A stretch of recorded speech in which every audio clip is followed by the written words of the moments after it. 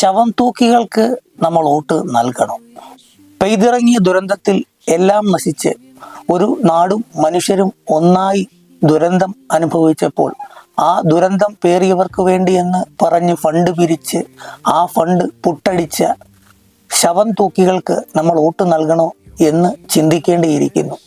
ഈ township യാഥാർത്ഥ്യമായത് LDF അല്ലാതെ മറ്റാര് എന്ന ചോദ്യത്തിന് ഇവിടെയാണ് പ്രസക്തി. സ്വന്തമായി ഞങ്ങൾ വീട് നൽകിക്കൊള്ളാമെന്നും പറഞ്ഞ് UDF പിരിച്ച ഫണ്ട് ഇപ്പോൾ കാണുവാനില്ല. KPCC പ്രസിഡന്റ് സണ്ണി ജോസഫ് അല്ല, ഫണ്ണി ജോസഫാണ്. കാരണം അദ്ദേഹം ഒരു കടലാസ് തുണ്ടിൽ കണക്ക് എഴുതിക്കൊണ്ട് വന്നിട്ട് അതിവിദഗ്ധമായി കണക്ക് അവതരിപ്പിച്ച് അത് തടിയൂരുകയും ചെയ്തു. നമ്മളിതിൻ്റെ യാഥാർത്ഥ്യത്തെ കാണാതെ പോകരുത്. കാരണം DYFI കൊടുത്ത 20 കോടി രൂപയുടെ GST കണക്കൊക്കെ രാഹുൽ മാങ്കൂട്ടം പറയുന്നത് കേട്ടു. കൃത്യമായി ഞങ്ങൾ അതിൻ്റെ ബാങ്ക് സ്റ്റേറ്റ്മെൻ്റ് അടക്കമുള്ളതും അതേപോലെ തന്നെ ഓരോ യൂണിറ്റും എത്ര രൂപ പിരിച്ചു നൽകി എന്നുള്ളതും ഞങ്ങൾ കണക്ക് വിവരങ്ങൾ വെളിയിൽ വിട്ടിട്ടുണ്ട്. കോൺഗ്രസ്, നിങ്ങൾക്ക് ധൈര്യമുണ്ടോ ധനലക്ഷ്മി ബാങ്കിൽ നിങ്ങൾ എടുത്ത അക്കൗണ്ടിൻ്റെ സ്റ്റേറ്റ്മെൻറ്റ് പുറത്തുവിടാനായിട്ട്? എവിടെയാണ് നിങ്ങൾ പണം സ്വരൂപിക്കാനായി ഉണ്ടാക്കിയ ആപ്പിൻ്റെ ഇപ്പോഴത്തെ അവസ്ഥ? എവിടെ നിൽക്കുന്നു? ആ ആപ്ലിക്കേഷൻ ഇപ്പോൾ നിലവിലുണ്ടോ? നിങ്ങൾ ഉത്തരം പറയണ്ടേ? കേരള സമൂഹത്തോട് ഉത്തരം പറയണ്ടേ? നിങ്ങളാണ് ഏറ്റവും വലിയ കള്ളന്മാർ. കേരള ചരിത്രത്തിൽ ആദ്യമായി പ്രതിപക്ഷത്തിന് എതിരെ, അതായത് ഭരണപക്ഷം അഴിമതി ആരോപണം ഉന്നയിച്ചുകൊണ്ടൊരു ഇലക്ഷനാണ് നടക്കുന്നത്. പ്രതിപക്ഷത്തിനാണെങ്കിൽ ഭരണപക്ഷത്തിന്റെ അഴിമതികൾ ഒന്നും തന്നെയും പറയുവാനുമില്ല. അവർ വികസനവും പറയുന്നില്ല. ശബരിമല വിഷയമാണ് ഇവരുടെ എല്ലാം തുറുപ്പുചീട്ട്. UDF പറയുന്നത് എന്താണ്? 2 വർഷമായി ഞങ്ങൾ ഫണ്ട് പിരിച്ചുകൊണ്ടേയിരിക്കുകയാണ്. വയനാട് ദുരന്തത്തിൽ ദുരന്തബാധിതരായവർക്ക് ഞങ്ങൾ സഹായം ചെയ്യുവാൻ വേണ്ടിയും അതേപോലെ തന്നെ വീട് വെച്ച് നൽകുവാൻ വേണ്ടിയുമാണ് ഞങ്ങൾ ഫണ്ട് സമാഹരിക്കുന്നത്.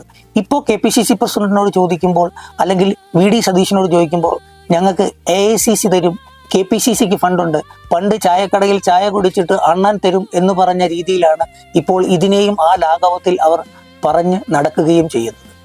അതേപോലെ തന്നെ മുഖ്യമന്ത്രിയുടെ ദുരിതാശ്വാസ നിധിയിലേക്ക് എല്ലാവരും ഉദാത്തമായി സംഭാവന ചെയ്യുക എന്ന് പറഞ്ഞപ്പോൾ ആ സംഭാവനയെ മുടക്കുവാൻ വേണ്ടി മുഖ്യമന്ത്രിയുടെ ദുരിതാശ്വാസ നിധിയിലേക്ക് ഫണ്ട് നൽകരുതെന്ന് പറഞ്ഞവർ, ഗവൺമെൻറ് ശമ്പളം മേടിക്കുന്ന ഗവൺമെൻറ് ഉദ്യോഗസ്ഥർക്ക് സാലറി ചലഞ്ച് ഏർപ്പെടുത്തിയപ്പോൾ, നിർബന്ധിത സാലറി ചലഞ്ച് അല്ല, സാലറി ചലഞ്ച് ഏർപ്പെടുത്തിയപ്പോൾ ആ സാലറി ചലഞ്ചിൽ നിന്നും വിട്ടുനിന്ന ആളുകളാണ് ഈ പറയുന്ന കോൺഗ്രസ്സുകാർ. നിങ്ങൾ മനസ്സിലാക്കണം, ഈ നാടിന് ഒരു ദുരന്തമുണ്ടായപ്പോൾ എന്തൊക്കെയാണെങ്കിലും രാഷ്ട്രീയ വ്യത്യാസമില്ലാതെ 44 കോടി രൂപയോളം നമ്മുടെ മുസ്ലിം ലീഗ് നൽകുകയുണ്ടായി. DYFI 20 കോടി രൂപയോളം നൽകുകയുണ്ടായി. ഈ വയനാട് ദുരന്തം ഉണ്ടായപ്പോഴേ മാക്സിമം ദുരിതാശ്വാസ നിധിയിലേക്ക് ഓരോ MPക്കും ഓരോ കോടി രൂപ വെച്ച് നൽകാമായിരുന്നു. നമ്മുടെ വയനാടിനെ പ്രതിനിധീകരിച്ച MP അല്ലേ രാഹുൽ ഗാന്ധിയും പ്രിയങ്ക ഗാന്ധിയും? ഇവർ 1 കോടി രൂപ കൊടുക്കാൻ എന്തേ വിസമ്മതിച്ചത്? നയാ പൈസ കൊടുത്തില്ല. വീട് ഉദ്ഘാടനം ചെയ്തു കഴിഞ്ഞപ്പോൾ കൊട്ടിഘോഷിച്ച് വന്നിട്ട് T സിദ്ദിഖിനെയും കൂട്ടി വന്ന് അവർക്ക് ഫ്രീ ആയിട്ട് ഓരോ കലണ്ടർ നൽകുകയാണ് ചെയ്തത്. എത്ര അപഹാസ്യമായിട്ടുള്ള കാര്യമാണ് അവർ ചെയ്യുന്നത്. ഒരു MP എന്നുള്ള നിലയ്ക്ക് ഒരു ദുരന്തമുണ്ടായപ്പോൾ ആ ദുരന്തത്തെ രാഷ്ട്രീയവൽക്കരിക്കാതെ അവനാൽ കഴിയുന്ന സഹായം ചെയ്യുന്നതിന് പകരം അതിനെ തടയിടുവാൻ വേണ്ടി അല്ലെങ്കിൽ അതിനെ ശക്തമായി എതിർത്തുകൊണ്ട് ആരും തന്നെ മുഖ്യമന്ത്രിയുടെ ദുരിതാശ്വാസ നിധിയിലേക്ക് പണം നൽകരുതെന്ന് പറഞ്ഞു. LDF അല്ലാതെ മറ്റാര് അത്തരം ഒരു ടൗൺഷിപ്പ് കൊണ്ടുവരാൻ പറ്റും?